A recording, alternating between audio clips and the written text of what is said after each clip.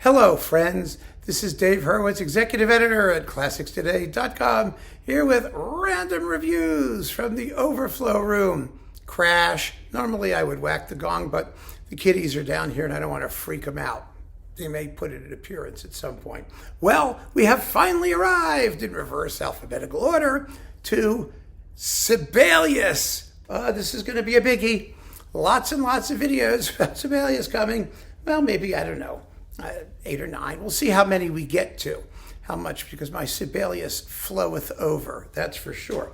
So we're going to start with this pile, at least. Well, we're going to complete this shelf, the lower bit of this shelf, after which I get to do these things standing up instead of sitting down, because we're going to have to fill up the upper shelves. I'm so excited about that. I can't even begin to tell you. But let's see what we have here, and let's see how far we get, shall we? And this is, what a mishmash this is. I mean, it really is. That Finster is over there. Come on, Finster, come here. Come here, come say hello. No, you don't want to see, do you want to say hello? There she is. There's Finster. I know, some of you have asked where she's been. Well, that's where she's been. Anyway, Sibelius, Pelléas et Mélisande. This wonderful little disc with the Tapiola Sinfonietta under Thomas Ohlila, conductor, the Cassation Opus 6, early work, Presto, the late Suite Mignon and Suite Champêtre, which Sibelius's wife hated because he was trying to make money, and she thought he should be writing grand symphonies and things that didn't make money. And let's see, the Suite Caractéristique, Opus 100, and then Pelléas and Mélisande. These are light, quick, chamber music-y performances. The Pelléas music could have more weight, of course. I mean, it really could, but everything else is lovely, and it's an interesting disc on the Ondine label. Karajan, oh look, the London years, 1948 to 1960, with the Philharmonia in mono, Sibelius 6, 7, and Tapiola. Well, boy, oh boy, look at that. Gramophone said it was a faultless recording. This is obviously a version of the Symphony to Treasure. Yeah, right, who cares? Karajan was a very good Sibelian, and he did these things 450 times. And it's good to have his earlier stuff. They were always beautiful performances, they really are. Then we've got Beecham doing the Tempest incidental music, the Festivo from Scène Historique 1 and Scène Historique 2, a couple bits of that. No, the whole thing, actually. Numbers 1, 2, and 3, but not in order, in reverse order. 2 bits of the Karelia Suite and Finlandia. Beecham was a fine Sibelian. Some of this stuff sounds better than other stuff, but we still need our big Beecham box so that we can have it all remastered and evaluate it. Oh, just recently I was talking about Kondrashin in terms of like reference recordings and things like that. And here is some of his Concertgebouw live legacy. Remember that set? I mean, again, it should be boxed up somewhere, but it's the Brahms 2nd and Sibelius 5, which are nice to have. They're nice performances. I have to listen to them again because I haven't heard them in years and years and years. But I remember being favorably disposed towards them. They were from 1975 and 1976. We'll probably, never see them again as long as we live. Kullervo with Colin Davis. Now, Colin Davis did Kullervo twice. The first time sucked beyond belief. It was on RCA. This remake with the LSO is fabulous. It's as good as the other one was horrible. The previous one was also with the LSO. That was slow and trudgy and badly recorded. This is swift and urgent and spontaneous and very well recorded. There you go, on the LSO's own label, which means that's probably gone too. Sibelius 2, The Swan of Tuonela, Finlandia, Toscanini, NBC. Famous recordings, very, very famous recordings. Swift and exciting. The Sibelius 2 is a smoker. And while not everybody would want to play it as quickly as Toscanini does here, it's a lesson. It's a lesson to all these people who are taking it way too slowly these days. And you get Pochula's Daughter, which is fantastic. This is what, Naxos Historical? Yeah, did that, and all those other goodies, so that's nice to have. Then we've got Tchaikovsky and Sibelius violin concertos of the Dvorak Romance. This is High Performance, the RCA High Performance series. Do you remember that? No, I don't either. And it was when Perlman was really young with Leinsdorf in Boston. Itzhak Perlman. Yeah, some people would say these were his best versions of these works. I don't necessarily agree. I think the Sibelius is. I really do. It's a wonderful performance. The Tchaikovsky he did more sexily later, I suppose.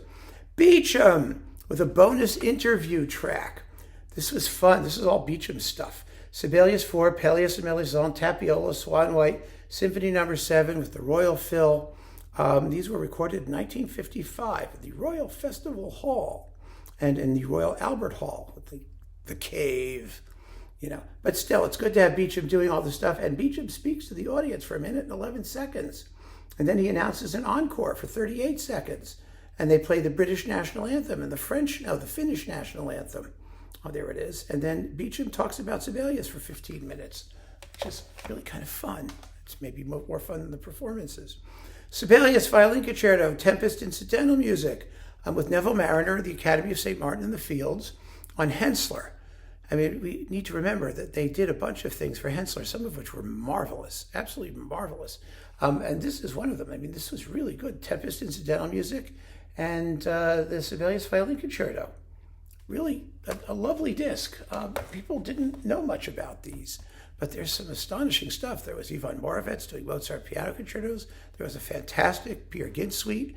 Iona Brown did Handel Concerti Grossi. I mean, Hensler really ought to box all that stuff up.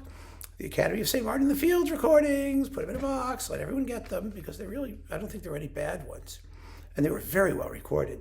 Then we've got Paavo Berglund. I mean, these are classic Paavo Berglund, with the Philharmonia and the Helsinki Phil doing Finlandia, Swan of Twinella, Lemminkainen's Return, the Valstries, the Oceanides, and Tapiola. Tapioca, as so many of us called it back in the day. And then we've got more Berglund with the Helsinki Phil. This was his digital recording, his digital cycle of Sibelius symphonies. Remember, his first was in Bournemouth, then he did this one, then he did another one with, I think, the Chamber Orchestra of Europe. Anyway, which is all coming in there's a Berglund box coming. All this will be in it. Sibelius is 5 and 6. His 6 was always a strange performance. He takes the finale so slowly. It's marked Allegro molto. There was never any molto in it. I'm not quite sure why he was doing that. Barbaroli. Okay, this stuff has been boxed up and reissued 1,000,000 times. All of his Sibelius recordings with Halle in stereo, his later ones, right? Because there were some earlier ones as well. These were his late performances. They are, generally speaking, sluggish and sloppy.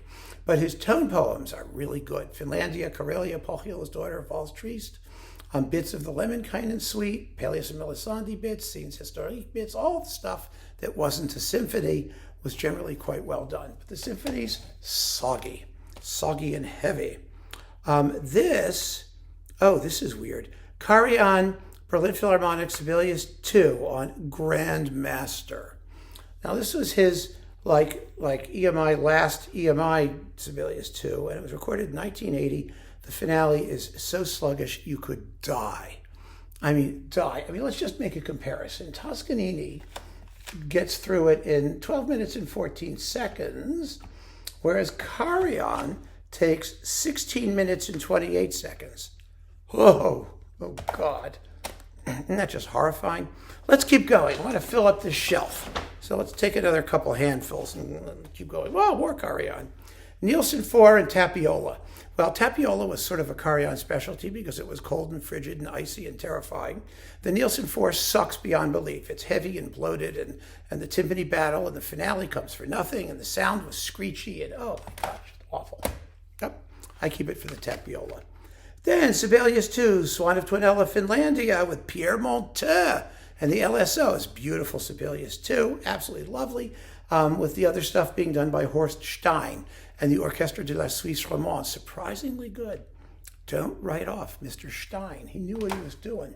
So there's that one. Then we've got Sibelius's 4 and 7 in Tapiola with the Vienna Phil and Mazel as part of that, it's in a little box, of his Vienna Phil Sibelius cycle, which is one of the very fine Sibelius cycles, absolutely. It has some strangely fast performances, like number 5, for example, but elsewhere it's just amazing. Then we've got early chamber music, at least not the same old symphonies and tone poems, right? On Ondine, some very early stuff. The Suite in E major for violin and piano, the Adagio in D minor for quartet, the Fugue for Martin Wigelius, Duo for violin and viola, piano trio in C major, and Water Drops for violin and cello, with all kinds of people on Ondine. So that's different and unusual and interesting to have. And Symphonies 5 and 6 with Colin Davis and the London Symphony, his third Sibelius cycle. Some of these were good, some of these were less good. Take a look at the reviews on ClassicsToday.com if you want to get the lowdown on this. It'll save you time, and me too. Sibelius Suites, Peleus and Melisande, King Christian II, Swan White with the Iceland Symphony Orchestra under Petri Sakari. I got to tell you, Swan White is a hidden gem. It's gorgeous, beautiful, beautiful music. I mean, this is a fun collection. It's 3 major suites of incidental music, and the performances are all very solid and very good, and it's well recorded. It's nothing not to love there. How many more have we got? Okay. Symphony number 2. Oh, Symphony number 2 with the Gewandhaus and Karl von Garagulli. These are great. This is on Berlin Classics. There's more stuff in the NDR archives of him doing Sibelius symphonies. He was wonderful. A wonderful Sibelius conductor, 13 minutes and 41 seconds in the finale. These are terrific performances. Anything you can get him doing in anything, but Sibelius particularly, really fine. He was a Hungarian conductor of Swedish whatever, and he was a good conductor. Yeah. Karl von Garagulli. Remember that name. Sibelius 1 and 2, Dresden Philharmonic, Karl von Garagulli. Oh, I'm so happy to see these again. I have to go play these. I feel like running away and playing them now. They are really good. So keep those in mind. You should. Then we've got Bergund stuff, which again will be in the Bergund box coming up. And there's Finster in the upper right-hand corner. We've got the Kullervo Symphony, the Oceanides, Karelia, Scenes Historiques, Suite 1, Tapiola, Finlandia, Serenades 1 and 2 with Ida Handel playing the violin. It's all very good. So that's worth listening to. Land of the Midnight Sun on Decca Eloquence. Goodness gracious. Sibelius Songs with Birgit Nielsen soprano, Sibelius Grieg and Tura Rangström. And then we've got Arne Eggen, Eivind Alnes, and Harold Lee songs with Kirsten Flagstad. This is a great disc. Oh yeah, absolutely. It's Australian Eloquence. The song things are cool. Sibelius Symphonies 1, 4, 5, 6, Karelia, Herbert von Karajan, and the Berlin Phil. So yeah, those are his usual EMI thingies. And last, but certainly not least, the Tokyo Recital. I have extras of these because I didn't know if I'd ever get them again. With Zell in Cleveland. This has the greatest Sibelius second ever, but the whole concert was amazing. It was Mozart 40, Weber's Oberon Overture, applause, of course. There's more applause than Sibelius 2, and then the Rakoczy March from the Damnation of Faust as an encore. This was in 1970. It was, they after this, they flew, I think, to Anchorage, Alaska, gave a concert. Zell went home, was diagnosed with cancer, and died. He was sick, and he knew he was sick, by the way, when this was done. And it was just an unbelievable concert, one for the ages. And it's not in the Zell box. Oh gosh, it doesn't fit. Oh my goodness. All right, well, we'll put it upstairs, up there. All right, so there you have it, my friends. Keep on listening. We've got lots more Sibelius to come. Take care.